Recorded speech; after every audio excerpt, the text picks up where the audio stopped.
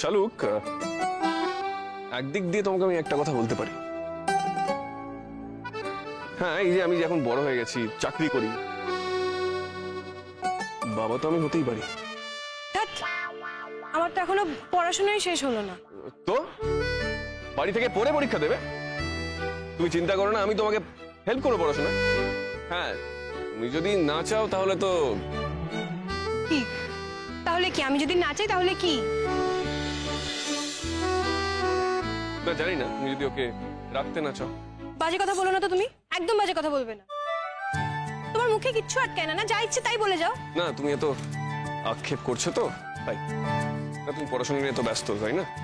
কি আশ্চর্য, আমি আমি কলেজে যেতে পারবো না, নোটসগুলো আমি পাবো কোথা থেকে বলো? তোমার কি মনে হয় তোমার এই নোটস টোটসে নিয়ে আমি তোমাকে হেল্প করতে পারবো না? হ্যাঁ, আমি কি তাই বলেছি নাকি? তাহলে আর কি, তাহলে তো চিন্তাই রইলো না।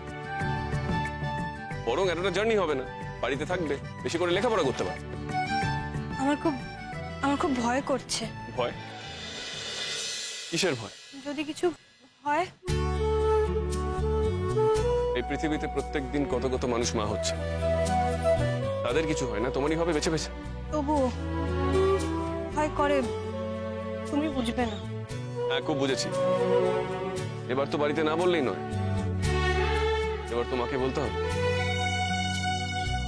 রোজই ভাবে বলবো, কিন্তু তারপর এমন একটা ঘটনা ঘটে আর বলে ওঠা হয় না।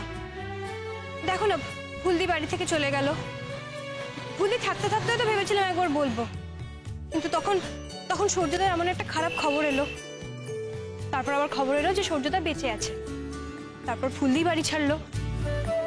তুমি বলো না, রোজ রোজ এমন একটার পর একটা ঘটনা ঘটছে, বলে উঠতে পারিনি আমি। আজকে কিন্তু বাড়িতে গিয়ে মাকে বলো, তা না হলে মা রাগ করবে যে এতদিন হয়ে গেল কেন বলা হয়। না না, বলবো, আজকে ঠিক বলবো। কিন্তু ফুলদি গিয়ে থেকে এখন একটা ফোন করলো না, দেখেছো? ফুলদি কতবার করে বলেছিল ফোন করবে, ফোন খোলা রাখবে, ফোনে কথা বলবে। সেই যে ওখানে গিয়ে একটা খবর দিল, তারপর থেকে আর ফোনে পাওয়াই যাচ্ছে, ফোন সুইচ অফ করে রেখে দিয়েছে। আচ্ছা, ফুলদি কি বুঝতে পারে না আমরা কতটা টেনশন করি? সব দিকে সিগন্যাল প্রবলেম থাকে।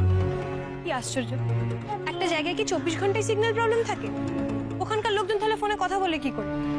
ফুলদি বুঝতে পারছে না আমরা কতটা চিন্তা করছি এখানে। হ্যাঁ, ঠিক কোথায় আছে তা তো জানি না,